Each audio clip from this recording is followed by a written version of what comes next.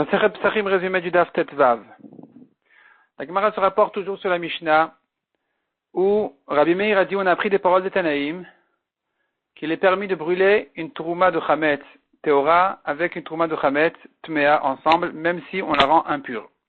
La Gemara fait une grande recherche à savoir de quel Tanaïm est-ce que Rabbi Meir a appris cette halakha. De quel Tanaïm Rabbi Meir a appris cette halakha, et d'ailleurs Rabbi aussi n'est pas d'accord avec lui, il faut savoir quel est tout le fond de cette marloquette. La Gemara propose ici une première explication qui dit que il apprend pas de notre Mishnah du tout, il apprend d'une autre Mishnah que la nôtre. Il apprend d'une Mishnah qui dit dans Masechet Turumot, un tonneau de vin qui est en train de se casser, qui va se renverser dans un vin, dans un puits de vin. Si le vin d'en haut c'est de la trouma, et le vin d'en bas c'est un vin de choulin qui n'est pas trouma mais qui est tamé, le vin d'en haut en tombant dans le vin d'en bas, qu'est-ce qui va se passer? Tout deviendra tamé et interdit. Parce que ça deviendra un mélange de trouma, tmea. Et donc, ce que le propriétaire veut faire ici, c'est de ramasser le vin de la trouma rapidement, de manière à ce qu'il ne tombe pas dans le vin d'en bas. Et donc, le vin d'en bas, il sera des choulin tmeim, ça ne nous gêne pas. C'est pas de la trouma, c'est un vin normal, tamé, c'est pas grave. Et donc, il veut ramasser rapidement la trouma d'en haut pour la sauver, qu'elle ne devienne pas tamée. Simplement, il ne trouve pas de récipient théorim. Il n'a que de récipient tmeim. Là-dessus, on a une marloquette.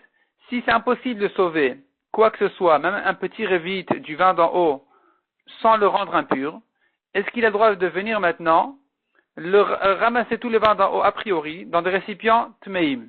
Et là, de ses propres mains, il rend la trouma tmea, il la rend tmea, alors que c'est interdit normalement. Et au moins, il aura sauvé le vin d'en bas. Et la question, elle se pose, est-ce qu'ici, exceptionnellement, il aura le droit de le faire, de rendre de ses propres mains la trouma d'en haut, il va la rendre tmea, puisque de toute façon, elle est en train de tomber, elle va devenir tmea. Là, on a une marloquette Rabbi Yoshua et Rabbi Eliezer. Selon Rabbi Yoshua, c'est permis, Rabbi Eliezer, c'est interdit. Et donc, justement, la Gemara vient nous dire, Rabbi Meir a appris des paroles de Rabbi Yoshua qui est permis de rendre de ses propres mains impure une trouma quand de toute façon elle est perdue. De là, on apprend qu'il est permis aussi de brûler la trouma tramet Théora avec la tmea, puisque de toute façon elle est perdue.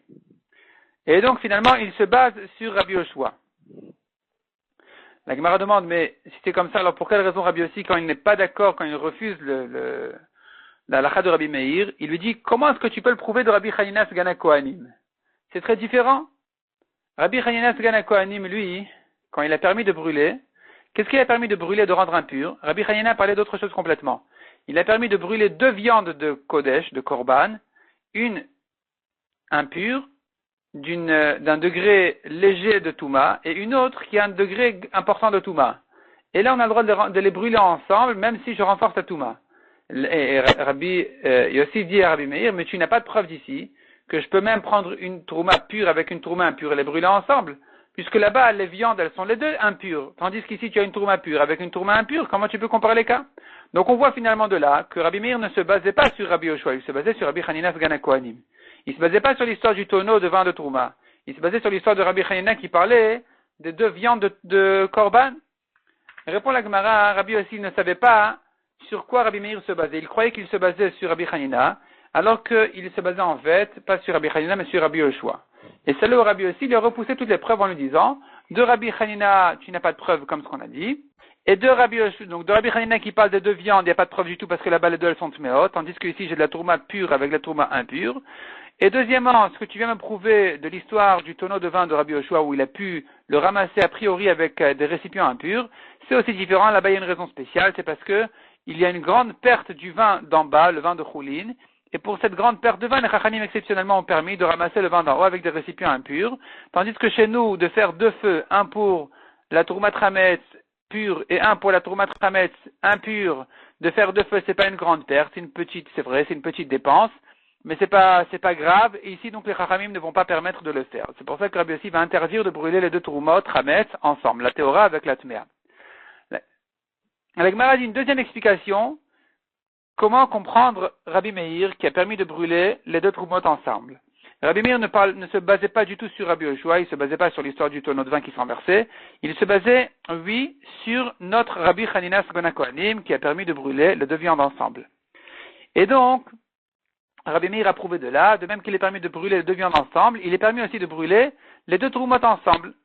La Gemara dit qu'on ne pourra comprendre ce Rabbi Meir que si on dit que les deux viandes qu'il brûlait ensemble, il y en a une qui était Teora Minatora.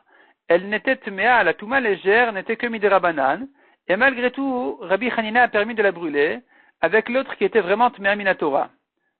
Donc tu vois que à partir du moment où il faut brûler cette viande-là parce qu'elle est Tmea, même si ce n'est que Midirabanan, je peux déjà la rendre impure en la brûlant avec une Touma de Oraita.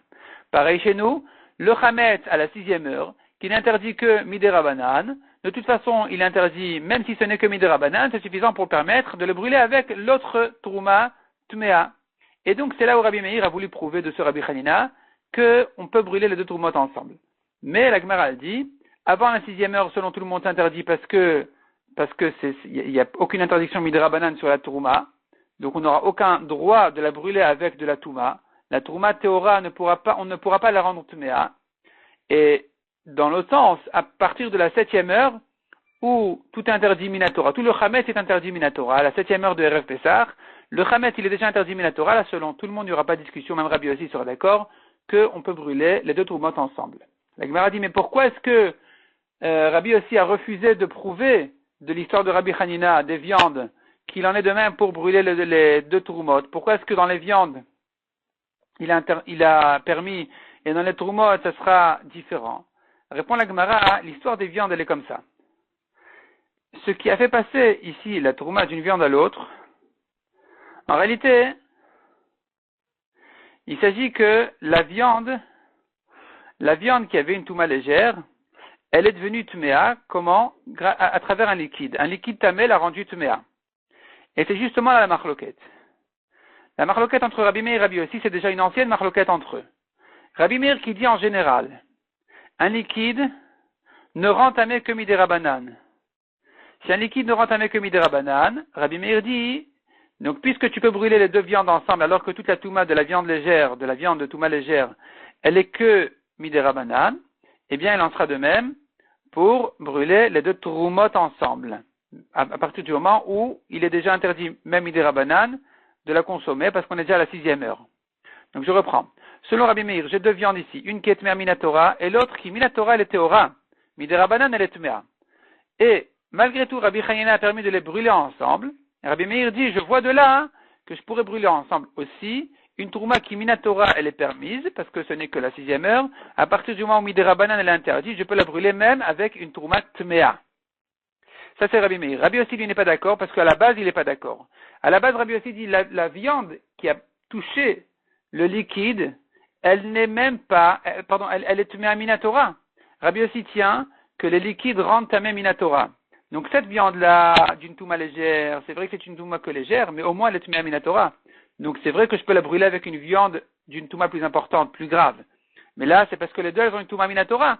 Tandis que la touma trametz, à la 6e heure, qui minatora, elle est permise complètement, tout le issour n'est que midrabanan, je n'ai aucune preuve de permettre aussi de brûler cette touma-là qui minatora, elle est permise, et de la rendre tmea en la brûlant avec une autre touma tmea. C'est pour cela que Rabbi aussi pense, dans ce cas-là, il faudra encore garder la tahara, la pureté de la touma théora, et de ne pas la brûler avec la deuxième, de manière à ce qu'elle reste théora.